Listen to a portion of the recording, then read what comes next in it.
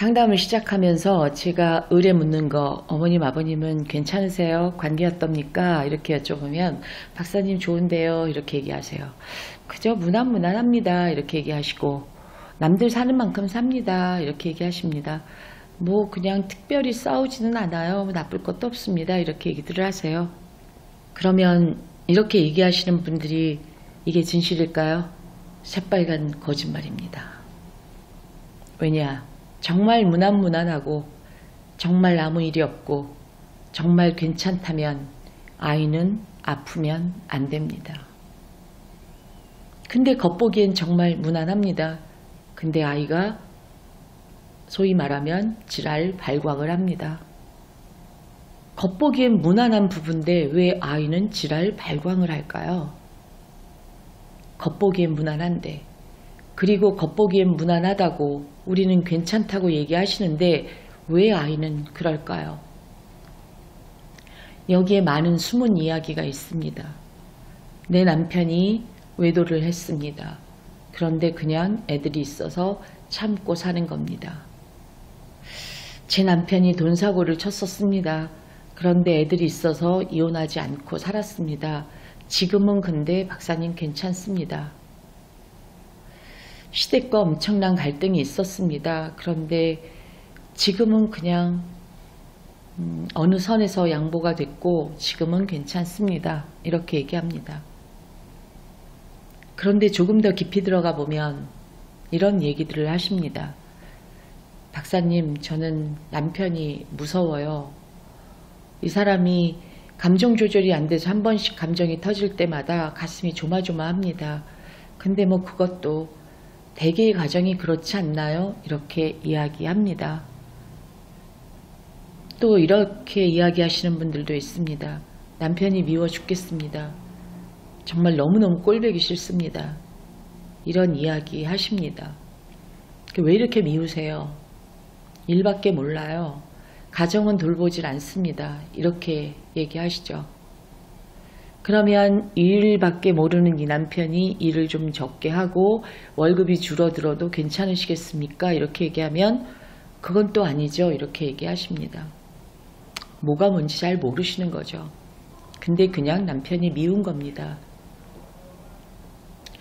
부부관계는 마치 아무 일이 없었던 것처럼 그냥 밥을 먹고 저녁 때가 되면 잠을 자고 그렇게 일상은 무난하게 지나가는 것 같지만 그 감정적인 균열은 해결되어 있지 않아서 마음은 늘 지글지글하고 어떤 이벤트가 생기면 소리 지르고 싶고 어떤 이벤트가 생기면 남편 뒤통수 치고 싶고 어떤 이벤트가 생기면 내 아내를 때려주고 싶고 그런데 참고 사는 겁니다. 참고 사는 관계가 결코 건강한 관계라고 할 수 없습니다. 그러니 제 사무실에 들어오셔서 박사님 제 아이를 구해 주십시오 이렇게 얘기하시면 저는 뜬금없이 두 분의 관계는 어떠신가요? 라고 물을 수밖에 없습니다. 이 아이 하나 구해 놓으면 괜찮습니까? 저는요 아이 20살 넘으면 이혼하려고요. 부지기수로 많이 있습니다. 여기에. 아 그러시구나. 아이 20살 넘어서 왜 이혼하세요? 지금 하시지. 지금 하셔도 돼요. 아니요. 지금은 아니고요. 애 20살 넘으면 하려고요. 애가 20살 넘으면 부모의 이혼이 상처가 안 되나요? 애 20살 넘어서 맞이해야 되는 부모의 이혼? 그것도 상처입니다. 근데 마치 20살 넘으면 모든 것을 다 애에게 맡기고 나는 내 삶을 살래. 이것도 불건강한 겁니다. 너무나 무책임한 겁니다. 차라리 그것보다는 어떻게든 이 관계를 건강하게 회복해야 되겠습니다. 이게 맞습니다. 뿌리가 튼튼해야 되는 게 원리 아닌가요? 부부관계는 이렇게 무참하게 감정의 균열로 금이 가서 언제 무너질지 모르는 관계인데 아이를 구하겠다? 아이를 구해놓으면 이 균열된 관계 속에서 아이는 어느 쪽을 향해 걸어야 되는 건가요? 그래서 아이가 문제가 있다고 생각하실 때 두 분의 관계를 돌아보십시오. 저희 사전상담은 이렇게 시작이 되고 결국 본상담에 들어오셔도 이 문제를 건드리지 않고는 절대로 해결할 수 없습니다. 미움이라는 에너지가 온 가족 사이에 떠돌고 있고, 그리고 뒤통수 때리고 싶은 심정으로 참고 살고 있고, 죽이고 싶은데 죽일 수 없어서 살아가고 있는 부부라면 여기에서 아이가 어떤 정신적인 방황을 한다고 해도 이상할 게 없습니다. 어쩌면 사랑이라고 하는 건 호르몬의 장난일지도 모르겠습니다. 실제로 많은 생물학자들이 하는 말이기도 하고 가족 치료 전문가들도 하는 말이죠. 옥시토신이라고 하는 사랑의 호르몬이 분비되는 건 그 유효기간이 2년이라고 이야기들을 하던데, 그래서 아마 허니문이 2년 정도 가는지도 모르죠.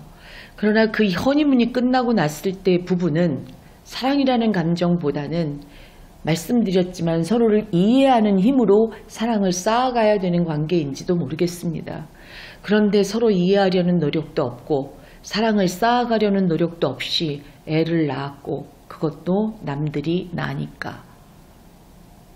남들이 영어 유치원 보내니까 보냈고, 다 뭐가 뭔지도 모르면서 결혼해서 뭐가 뭔지도 모르면서 자식을 낳아서 길렀습니다.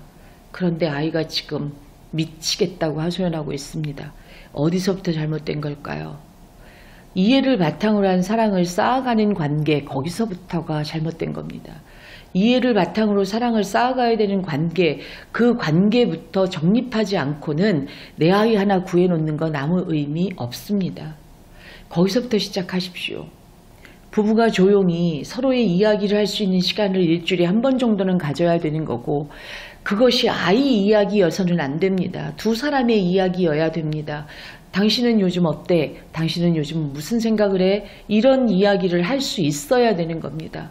서로에 대한 이야기는 하지 않으면서 애 문제만 이야기하고 서로 한숨 쉬었다가 서로 한쪽이 죽고 싶다면 어느 한쪽은 위로하고 또 어느 한쪽이 한숨 쉬면 또 어느 한쪽이 위로하면서 그저 난파선 위에서 언제 물에 빠져 죽을지도 모르는 상황을 간신히 견뎌가야 되는 부부는 진정한 의미에서 부부관계라고 보기 어렵습니다.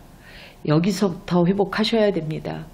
그래서 부부관계의 회복, 그 가족관계의 회복, 여기서부터 시작하셔야 대한민국의 청소년 문제를 막을 수 있고 대한민국 청소년 문제를 해결할 수 있습니다. 오늘 솔루션 하나 드립니다. 최소한 일주일에 1시간 두 부부가 아이 문제도 아니고 경제적인 문제도 아니고 그 어떤 문제도 아니고 나의 이야기를 서로에게 할 수 있는 시간을 일주일에 딱 1시간씩만 가져보십시오. 그것만으로도 너무나 많이 관계가 회복될 거라고 전 믿습니다. 실제로 이렇게 회복된 사람들이 너무 많이 있습니다. 아주 쉬운 솔루션입니다.